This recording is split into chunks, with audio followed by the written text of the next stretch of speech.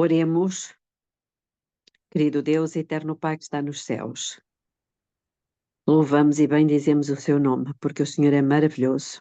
O Senhor fala conosco, nos ensina tantas coisas, Pai. Ainda há pouco eu estava a ouvir acerca da vida que levavam e o poder que tinham os puritanos. Como é que eles educavam os seus filhos? Como é que eles viviam nas suas famílias? O poder que eles tinham, as coisas maravilhosas que eles conseguiram, Pai. Que vida tão diferente daquela que nós temos hoje. Tão diferente, por isso não temos poder. Mas queremos suplicar-lhe, Pai, que o Senhor nos ajude, mesmo com a idade que já temos, cada um de nós, a aprender e a pôr em prática. Porque estamos sempre a tempo, sempre que o Senhor falar connosco, de fazer mudanças, e o Senhor vai abençoar. Obrigada por estes momentos que temos aqui. Que em cada um de nós haja o Espírito de Cristo. Não o espírito de crítica, não o espírito de oposição, não o espírito de rebelião, mas um espírito dócil para aprender, para se consagrar, se purificar, como tinha o de Jesus, que disse que por eles eu me santifico. Que cada um de nós tenha este espírito, Pai. É o que lhe peço em nome de Jesus. Amém. Amém. Vamos continuar a leitura do livro Patriarcas e Profetas, no capítulo que tem por título A Divisão de Canaã. No meu livro é o capítulo 48. Penso que nem todos têm este número. Não, é o 47. Diz o seguinte: as cidades de refúgio achavam-se distribuídas de tal maneira que ficavam dentro do raio de meio-dia de viagem a partir de qualquer lugar da terra. As estradas que a elas se dirigiam deviam sempre ser conservadas em bom estado. Antes de avançarmos, por acaso sabem o que é que significam as cidades de refúgio? Era um símbolo de quê? De Cristo. Algum símbolo de Cristo. Tenham isto sempre em mente. As cidades de refúgio, por isso é que Deus é o nosso refúgio e fortaleza.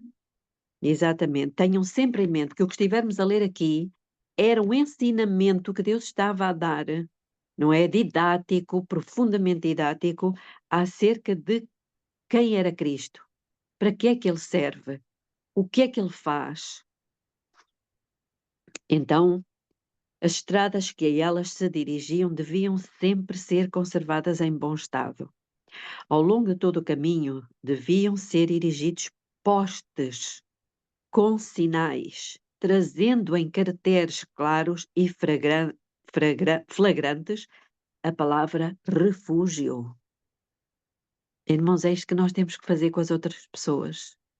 Nós temos que ser sinais para elas de que elas têm um refúgio, de que elas podem encontrar segurança, que elas podem encontrar paz, perdão, ânimo, esperança em Cristo, que é a nossa cidade de refúgio. Nós temos que ser essas placas de sinalização para toda a gente, a fim de que o fugitivo não tivesse que deter-se por um momento sequer. Ou seja, o pecador não precisa de ficar mais tempo a sofrer. Aquele que tem maus hábitos não precisa de ficar mais um minuto sequer com eles. Tem um refúgio. Aquele que cometeu enfim, uma irregularidade, uma falta grave, que magoou, que ofendeu, não precisa de ficar mais tempo carregando esse fardo. Tem um refúgio. Qualquer pessoa, hebreu, estrangeiro ou peregrino, poderia aproveitar-se desta disposição. Mas ao mesmo tempo em que o inocente não devia ser precipitadamente morto, tampouco deveria o culpado escapar do castigo. O caso do fugitivo cumpria sempre devidamente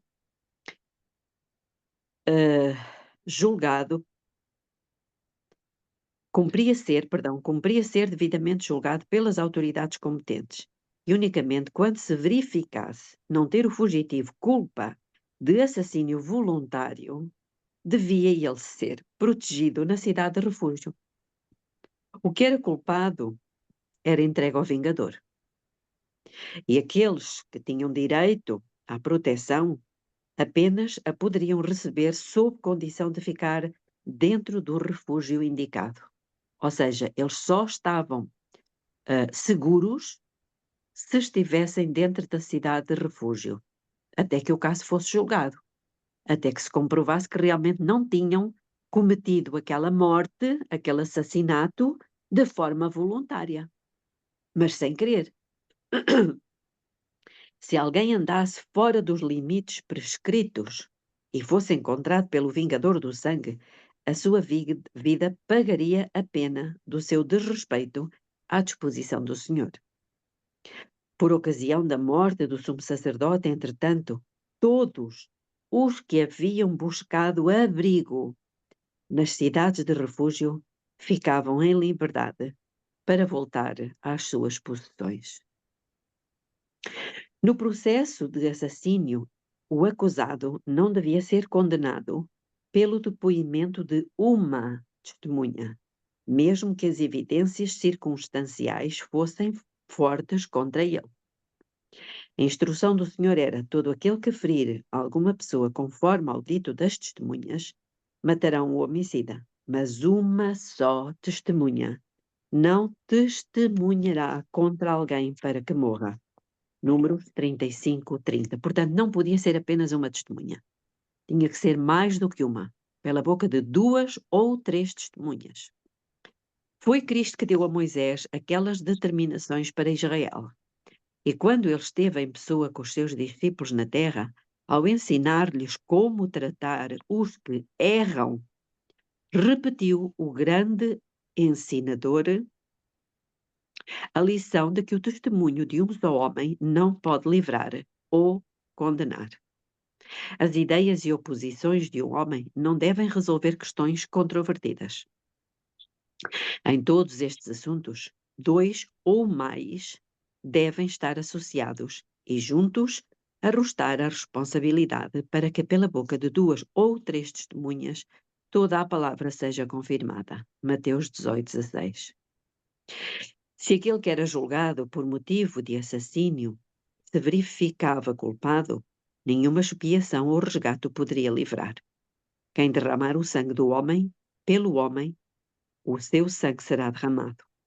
Não tomareis expiação pela vida do homicida, que culpado está de morte.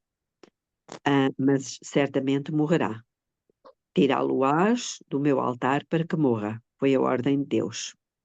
Nenhuma expiação se fará pela terra por causa do sangue que se derramar nela, senão com o sangue daquele que o derramou. Gênesis 9:6, Números 35, 31 e 33 e Êxodo 21:14. A segurança e pureza da nação exigiam que o pecado de homicídio fosse severamente punido. A vida humana, que apenas Deus podia dar, devia, de maneira sagrada, ser guardada. Vejam o valor que Deus dá à vida de uma pessoa. É interessante. Muito, muito importante. As cidades de refúgio, designadas ao antigo povo de Deus, eram símbolo do refúgio provido em Cristo. Aqui está. Esta é uma frase a registar. Portanto, as cidades de refúgio, designadas ao antigo povo de Deus, eram símbolo do refúgio provido em Cristo. Irmãos, estas coisas, eu acho que todos nós, durante muitos anos, nós líamos como se fossem histórias, não era?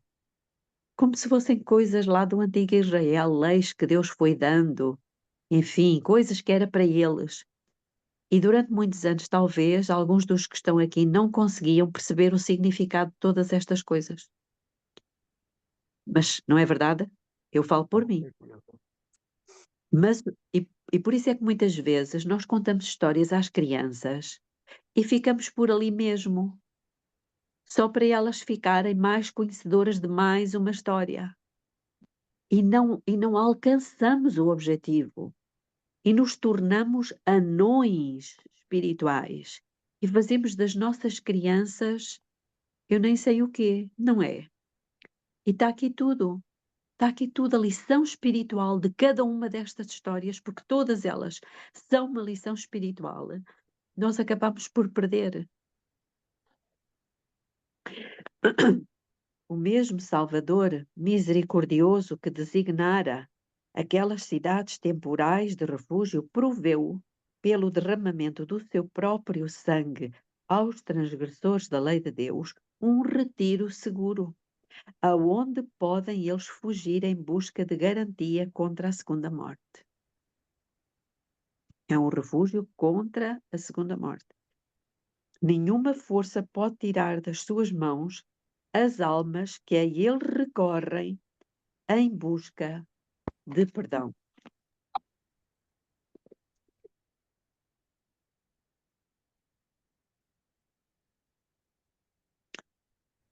Portanto, agora nenhuma condenação há para os que estão em Cristo Jesus. Quem os condenará? Pois é Cristo quem morreu, ou antes quem ressuscitou dentre os mortos, o qual está à direita de Deus e também intercede por nós. Para que tenhamos a firme consolação nós, os que pomos o nosso refúgio, cá está a palavrinha, em reter a esperança proposta. Romanos 8, 1 e 34 e Hebreus 6, 18. Alguém quer fazer algum comentário?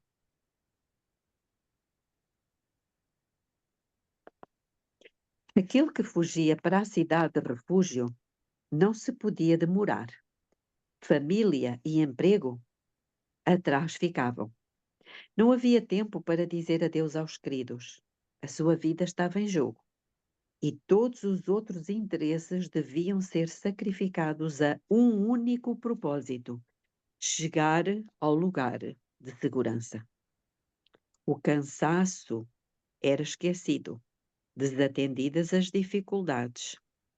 O fugitivo não ousava por um momento moderar o seu passo antes que estivesse dentro dos muros da cidade. Por isso é que Ellen White, ela diz ali no Mensagens Escolhidas, agora não sei onde é que está, mas ela diz que quando uma pessoa peca, ela não deve correr de Deus, ela deve correr para Deus. Imediatamente. Imediatamente. O pecador está exposto à morte eterna até que encontre esconderijo em Cristo. E como a perda de tempo e o descuido poderiam despojar o fugitivo da sua única oportunidade de vida, assim a demora e a indiferença podem mostrar-se ruína para a alma. Isto é muito importante. A demora e a indiferença. E quantas pessoas acabam por estar indiferentes ao seu pecado? Ainda ontem, Belinha, estava dando estudo para uma pessoa e a esposa dele está com um problema, até houve traição por parte dela, no marido e tal. E aí eu estava comentando com ele para ele falar para a esposa e comentar com ele o estudo e levar a esposa dele a ser mais crente. Aí ele disse assim: olha, Denis, está difícil porque ela mesma não se perdoa e ela não sente esse perdão de Deus. E aí, exatamente, falta o conhecimento desse refúgio aí que nós estamos estudando. Ah, se todas as pessoas conhecessem isso. É verdade. E crescem. É, exatamente, o crer, né? Sim. Satanás, o grande adversário, está no encalço de todo o transgressor da santa lei de Deus. Todo. Por mais, entre aspas, insignificante que nós achemos que aquele ato que nós praticamos é. Porque nós, por vezes, achamos que determinadas coisas que nós fazemos ou dizemos, são coisas insignificantes. Não são, não. Por vezes Se aquilo que fosse, para nós se fosse diz, Adélia. insignificante, não precisava ter dito. Pois, exatamente. Por vezes coisas que nós achamos insignificantes, podem trazer muito sofrimento a outra pessoa ou a outras pessoas. Portanto, Satanás, o grande adversário, está no encalço de todo o transgressor da santa lei de Deus, e aquele que não for sensível ao seu perigo e não buscar ansiosamente abrigo no refúgio eterno, será uma presa do destruidor. O que é que Satanás faz? Ele leva-nos a roubar, entre aspas, e depois chama a polícia atrás de nós. E sabem qual é a polícia muitas vezes? É a nossa própria consciência, exatamente. É a nossa própria consciência. Ele leva-nos a praticar o mal e depois martiriza-nos, não é? A nossa consciência ali que nos acusa, que nos martiriza. Porque é que eu fiz? Porque é que eu disse? Eu não devia ter falado assim. É ou não? É a Com polícia. toda certeza. É aquilo que Paulo diz que é os aguilhões. Dura coisa te é recalcitrar contra os aguilhões. Os aguilhões é a consciência que está ali a espetar-nos continuamente. E é duro isso. Então, e é verdade, às vezes há coisas que já têm acontecido comigo muitas vezes. Irmãos, às vezes nós relutamos, não é, em ir consertar as coisas e aquilo fica ali, tira-nos o sono e nós acordamos a pensar naquilo e consome as nossas energias. Quando nós damos o passo, não é? Vamos a Cristo, vamos ao refúgio e Ele nos diz o que fazer, porque Ele diz-nos o que fazer. E nós fazemos, uau, sai um peso de cima de nós e a consciência fica em paz. Nunca vos aconteceu isto? Com certeza, várias vezes. O prisioneiro, que em qualquer ocasião saía da cidade de refúgio, era abandonado ao vingador do sangue. Assim o povo foi ensinado a aderir aos métodos que a sabedoria infinita indicava para a sua segurança. Da mesma forma, não basta que o pecador creia em Cristo para obter o perdão do pecado. Deve, pela fé, novamente, e obediência, permanecer nele. Então não é só pedir perdão, é preciso permanecer em Cristo.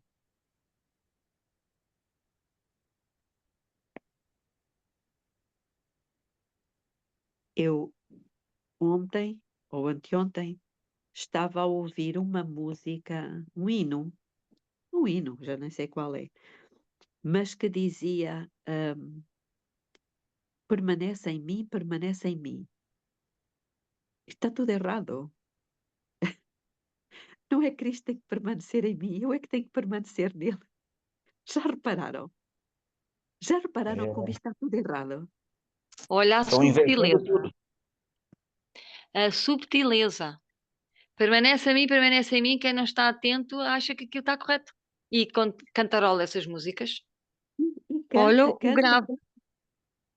e aquilo vai Não, mas ficando isso é grave. registado na nossa mente como aquele outro que vocês conhecem. Agora este não me lembro qual é e talvez, pronto, e tenho que ir à procura. Mas aquele outro que toda a gente conhece, que é nasce em mim e me salva. É, é. Ele é que tem que nascer em mim ou eu é que tenho que nascer nele cada dia? De novo. De novo. Irmão, Uhum. vocês estão a ver que é outra teologia? Que é isto? Onde é que nós estamos?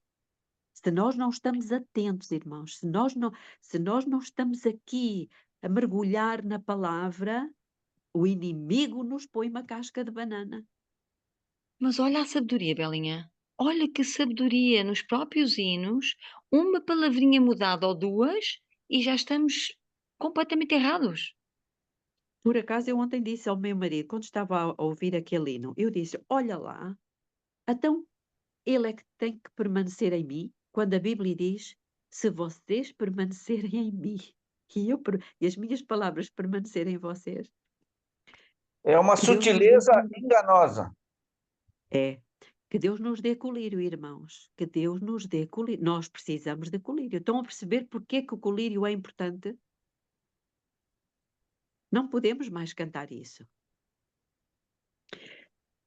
Porque se pecarmos voluntariamente depois de termos recebido o conhecimento da verdade, já não resta mais sacrifício pelos pecadores, mas uma certa expectação horrível de juízo e ardor de fogo que há de devorar os adversários. Hebreus 10, 26 e 27.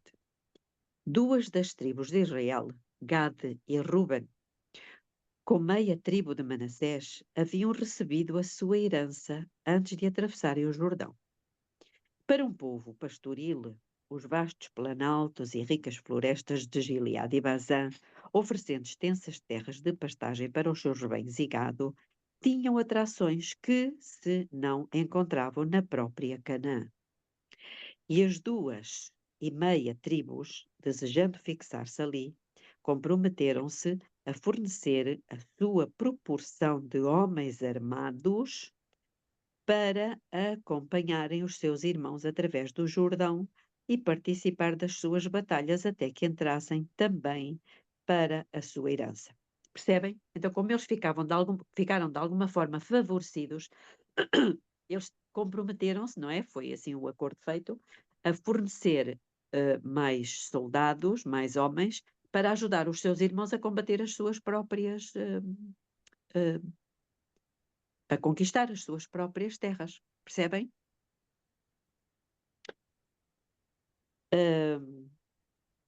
Desobrigaram-se fielmente deste dever.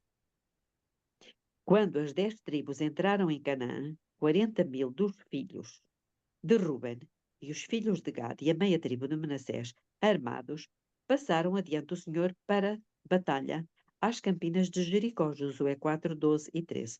Durante anos haviam combatido com bravura ao lado dos seus irmãos.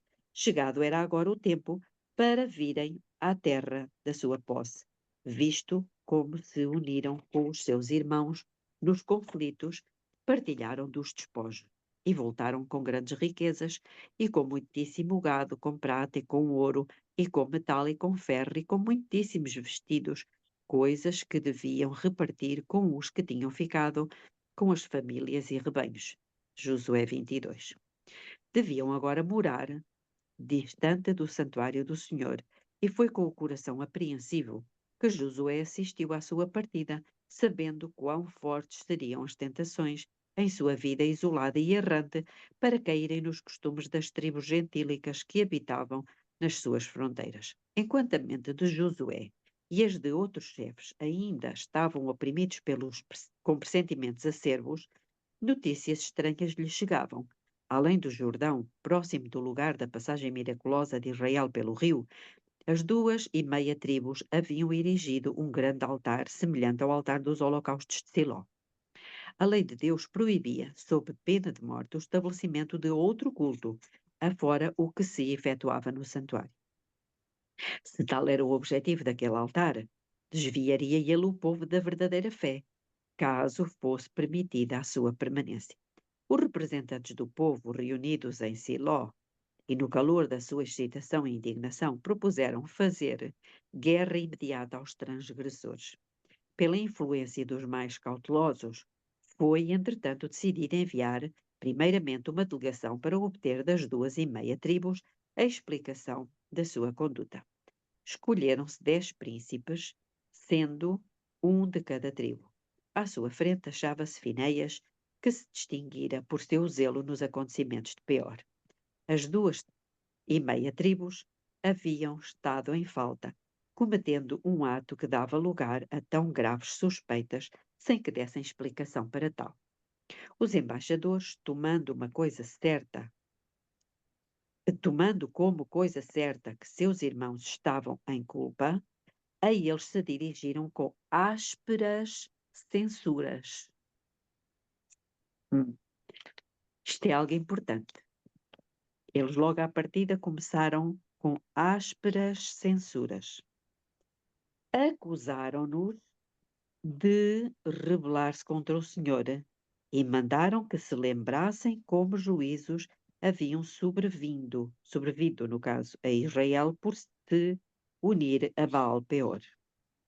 Em favor de todo Israel, Finéias declarou aos filhos de Gad e Ruben que, se eles não desejavam habitar naquela terra sem um altar para sacrifício, seriam bem-vindos na participação das posses e privilégios dos seus irmãos do outro lado.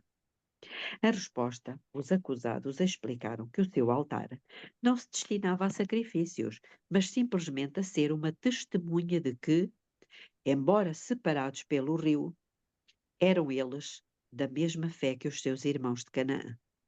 Tinham receado que nos anos futuros pudessem os seus filhos ser excluídos do tabernáculo como que não tendo parte em Israel.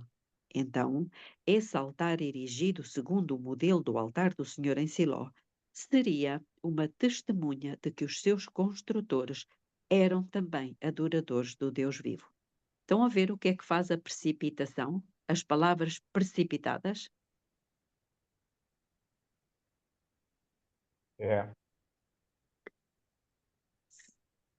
Vamos continuar. Com grande alegria, os embaixadores aceitaram essa explicação e imediatamente trouxeram de volta a notícia àqueles que os haviam enviado. Dissiparam-se todos os pensamentos de guerra e o povo uniu-se em regozijo e louvor a Deus.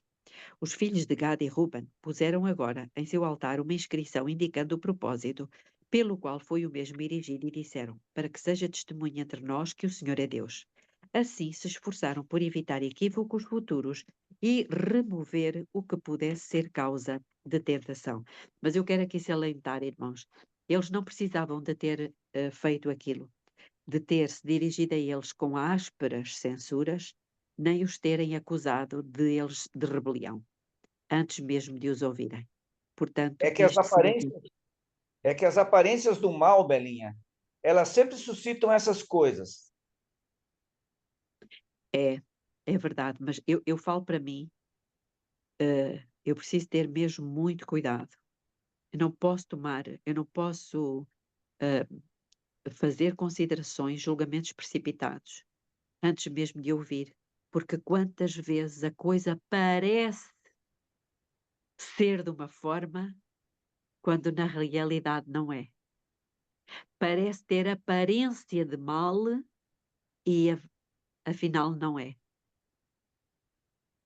Um alerta para todos. Quantas vezes sérias dificuldades surgem de uma simples má compreensão, mesmo entre aqueles que são impelidos pelos mais dignos intuitos e sem o exercício da cortesia. Irmãos, há tão pouca cortesia, por vezes, entre os cristãos. Tão pouca cortesia.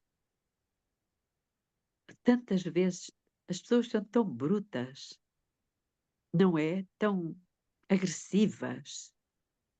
Enfim, sem o exercício da cortesia e paciência, que resultados sérios e mesmo fatais podem seguir-se. Outra frase a sublinhar. Precisamos exercitar a cortesia e a paciência. As 10 tribos lembraram como, no caso de Acã, Deus repreendera a falta de vigilância para se descobrirem os pecados existentes entre eles. Agora resolveram agir pronta e seriamente, mas, procurando evitar o seu primeiro erro, foram para o extremo oposto. Em vez de fazerem uma indagação cortês, a fim de conhecerem os fatos reais, defrontaram os seus irmãos com censura e condenação. Que isto sirva de lição a todos nós, irmãos.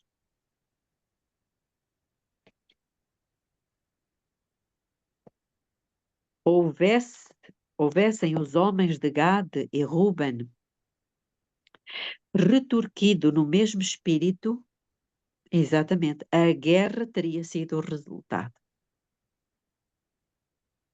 É assim que muitas vezes começam as guerras entre os cristãos. Porque não se inquire, não se pergunta primeiro, mas parte-se para a acusação, depreendendo, tirando conclusões precipitadas, não é? Ao mesmo tempo que é importante que de um lado seja evitada a frouxidão ao tratar com o pecado, é igualmente de importância que, do outro, se evite um juízo ríspido e infundada suspeita. Eu reparo que hoje os irmãos estão muito caladinhos. Não sei porquê. Eu acho que eu sou o único falador aqui. É. Ou alguém ficou constrangido com o que foi dito ontem. O que foi dito ontem? Em off. Ah, Podemos falar depois. Irmãos, não é isto que o grupo quer. Não, este grupo é para que todos possam abrir o coração. Mas se nós começamos a ficar com medo de abrir o coração, então temos que reformular o nosso grupo. Ok? eu acho que não é isso, Belinha. Acho que é o facto de cada um estar a pensar naquilo que está a ser dito. Eu, por exemplo, eu sinto isso tudo para mim. Isto é paulada atrás de paulada e é complicado. Tenho que pensar 2 e 3 vezes e pedir: "Senhor, misericórdia", porque eu estou-me a levantar de todos os joelhos e estou a levar paulada e não consigo levantar. Quer dizer, Pois. A no Vera fundo é falou por triste, mim agora. É. né, no fundo é triste, porque assim, eu já devia estar num patamar bem mais acima, quer dizer, às vezes penso que estou, porque há coisas que eu já não faço, mas afinal ainda estou muito aquém. Eu só clamo a Pois. Deus por misericórdia. É. É isso mesmo. Ok, então vamos continuar. Conquanto muitos sejam bastante sensíveis à menor censura com relação à sua conduta, são demasiadamente severos ao tratar com aqueles que supõem estar em erro. É verdade isto. Isto é muito triste. Estás a ver? Ninguém foi... Outra paulada. Pois, sabem, eu há pouco estava a ouvir um canal que eu não... Desculpem fazer aqui um desvio. Deus conduziu-me, Deus conduz-me, enfim, é muita coisa. E ele levou-me a um canal que eu nem sequer sabia que existia. Estou a gostar imenso, imenso, imenso, imenso. Onde fala precisamente de como é que era, eu já disse há pouco, não é? A vida dos puritanos, por exemplo, a vida de alguns reformadores, inclusivamente o George Miller, aquele senhor que fundou não sei quantos orfanatos na Inglaterra, não é? E cuidou de milhares e teve respostas a 50.000 orações. Escutem isto, 50.000 orações respondidas. E eu não sei se foi esse, mas eu estava a ouvir o vídeo e há uma destas personagens, sabem como é que ele estudava a Bíblia? É assim, não quer dizer que nós agora façamos isto, mas isto é para os irmãos verem a reverência, a dependência. Ele estudava a Bíblia literalmente de joelhos. Ele estudava a Bíblia de joelhos. E uma pessoa começa a ouvir aquilo e realmente diz, por isso é que nós não temos poder. Não é, atenção, não quer dizer que nós tenhamos que fazer isso, atenção. Mas depois de tudo o que eu ouvi, esse foi mais um ponto, e da vida, como eles viviam a vida deles, irmãos. O dia a dia não tem nada a ver com a nossa. Como é Belinha, que tu nós... podes partilhar, desculpa Como? interromper, desculpa. Tu podes partilhar onde estás a ver essas Sim, o canal é Teologia. YouTube? Eu fiquei teologia, Mas é no YouTube? é no YouTube. Ok, obrigada. A sério, eu vou tirar dali pontos, tenho ali cinco pontos, alguns deles é 5 pontos, como ter poder na oração, pronto, coisas assim. Eu vou tirar porque eu acho que tem que haver realmente uma mudança. É assim, quem vive nas cidades é difícil ter aquela postura. Mas eles realmente era maravilhoso a vida como eles viviam e como eles viviam em família e em comunidade. Irmãos, o tempo que eles passavam, a partilha de uns com os outros, maravilhoso. Eles exortavam-se uns aos outros, no sentido não de sentirem-se recriminados ou acusados, mas para crescerem em santidade. Lindo, lindo, lindo. Ó Belinha, terás que partir lá o link, porque eu ponho e aquilo dá tudo menos aquilo que estás a falar. Dá-me curso de Sim. teologia, dá-me. Sim, está bem, eu vou partilhar. Tá. Ah, Obrigada. Pronto, custa mais vezes partilhar no grupo, já sabem disso. A É tanta partir coisa, depois a pessoa perde-se. nos nossos estudos, nos nossos, não no outro Ok. grande, no Sim, sim, sim, fizes nos favor, está nossos bem? estudos. Sim, vale a pena. Obrigada. E pronto, é só para dizer aos irmãos que realmente, ah, tu dizias há pouco que é paulada atrás de paulada, mas lá está. Não quero que nós nos culpemos, atenção, não é para colocar culpa em ninguém, porque nós também temos que nos desculpar. Nós não nascemos ensinados. Vocês nasceram com algum manual debaixo do braço? Não nasceram. Como ser cristão? Não, Não nasceram. Eu também não. não. Portanto, nós vamos aprendendo. Por isso, nós nos desculpamos. Nós temos de nos desculpar, nós não sabíamos. Agora, eu acho é que a partir do momento em que Deus nos está a ensinar, realmente há que tomar uma atitude e aí sim assumir uma responsabilidade, percebem? Exatamente, amém? Não nos culpando, não nos acusando a nós mesmos, mas assumindo a responsabilidade que essa nós já temos. A partir do momento em que nós conhecemos, e nós estamos a conhecer aqui muita coisa, vamos mudar. E essa é a responsabilidade nossa. Vamos avançar. Conquanto muitos sejam bastante sensíveis à menor censura com relação à sua própria conduta,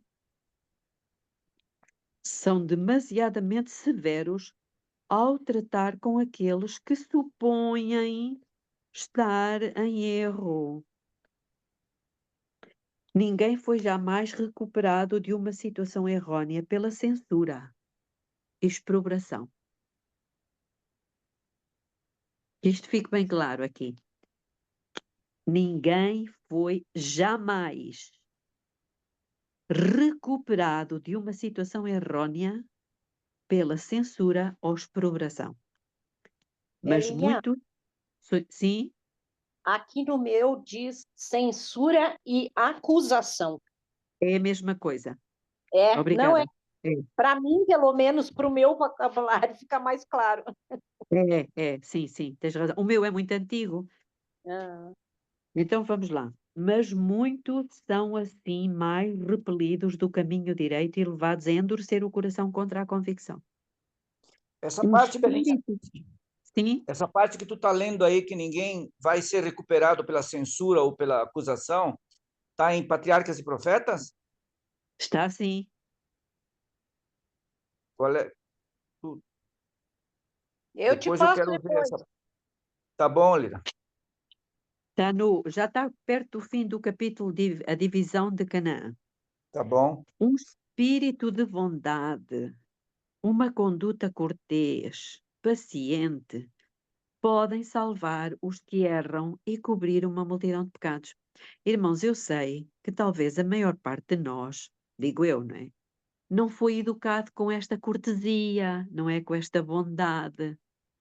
Talvez a maior parte de nós não foram educados assim. E nós nos habituamos e acabamos por refletir depois aquilo que fizeram de nós, não é? Pronto. E por vezes é preciso grande esforço da nossa parte para nós sermos pessoas corteses e bondosas e pacientes. É ou não? Com É. certeza. Me abrindo aqui um pouco o meu coração, eu fui educada com muita rigidez, sem amor, porque os meus pais também não foram ensinados a amar. E era Pois, muita rigidez, parecia um serviço um militar, quartel. digamos, em casa. Pois. Não, era mais duro, porque se fizéssemos Era alguma coisa errada, uma corda de nós levávamos guerra. tareia. É, nós se fizéssemos alguma coisa errada, ou se ríssemos, ou se brincássemos, a minha mãe não tinha paciência para nós, éramos muitos, e precisávamos de brincar, de expandir, não nos deixavam ir para a rua. Então, porque tinham receios, eu compreendo, mas nós tínhamos que brincar dentro de casa e a minha mãe não era uma pessoa muito depressiva e ela não tinha paciência. E o meu pai chegava do trabalho cansado e ela fazia queixas e era tareia até fervia. Até a gente não aguentar mais, chegámos a ficar com o corpo marcado, que nem sequer sentar conseguíamos. Era duro. Hum. Pois, é isso, é isso. E pronto, e eles também não têm culpa, porque eles se calhar também receberam o mesmo tipo de educação, irmãos, e isto depois a maldição vai passando de geração para geração. É, o meu pai Graças, não. O meu pai não recebeu essa educação. O meu avô era uma pessoa espetacular, os meus avós da parte do meu pai. Agora, da parte da pois, minha mãe, já não podia dizer o mesmo. Eram pois. pessoas também. A minha avó era uma pessoa também muito depressiva. Bendito aquele que recebeu esse tipo de educação e depois soube ser diferente para com os seus filhos, Amém. porque a tendência não foi essa, não é essa. A sabedoria mostrada pelos Rubenitas e seus companheiros é digna de imitação. Olha, isto é importante, outra lição. A sabedoria mostrada pelos Rubenitas e seus companheiros é digna de imitação. Ao mesmo tempo em que procuravam honestamente promover a causa da verdadeira religião, eram julgados falsamente e censurados com severidade. Não manifestaram, todavia, ressentimento. Escutaram com cortesia e paciência as acusações dos seus irmãos, antes de tentarem fazer a sua defesa, e então explicaram amplamente os seus intuitos e mostraram a sua inocência. Assim, a dificuldade que ameaçara consequências tão sérias foi resolvida amigavelmente. Um parágrafo a registar.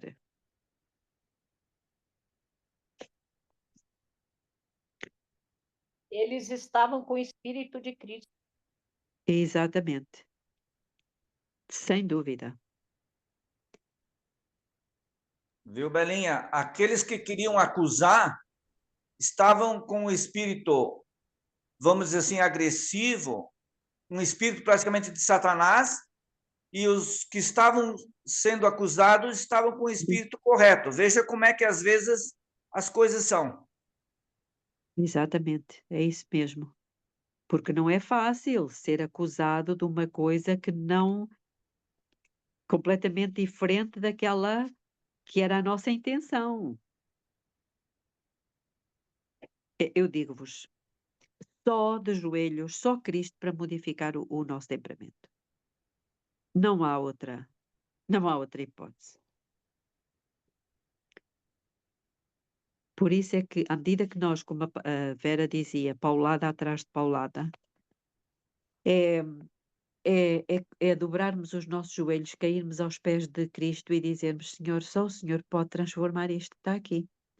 Às vezes nem nós próprios nos suportamos. Como é que Ele nos há de suportar, não é?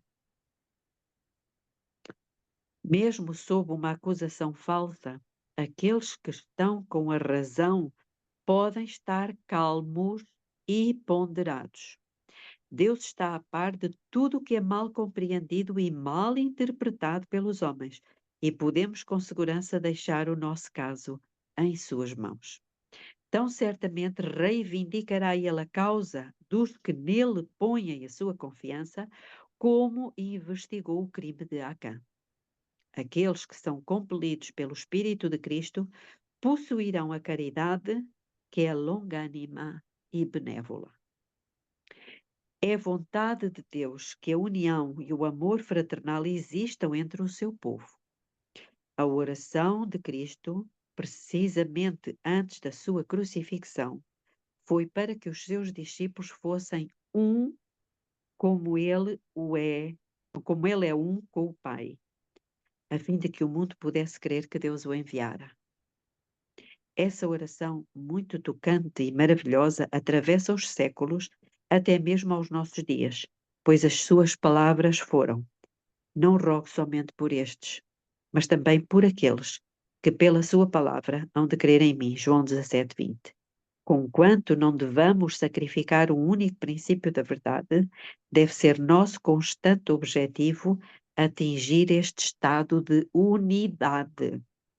Esta é a prova do nosso discipulado. Disse Jesus: nisto todos conhecerão que sois meus discípulos, se vos amardes uns aos outros. João 13:35.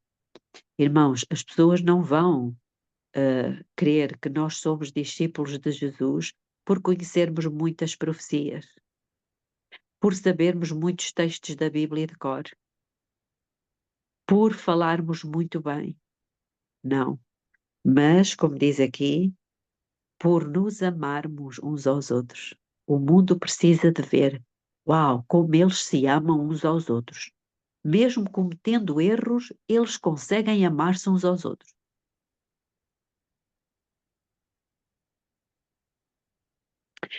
O apóstolo Pedro exorta a igreja: sede todos de um mesmo sentimento, compassivos, amando os irmãos, entranhavelmente misericordiosos e afáveis.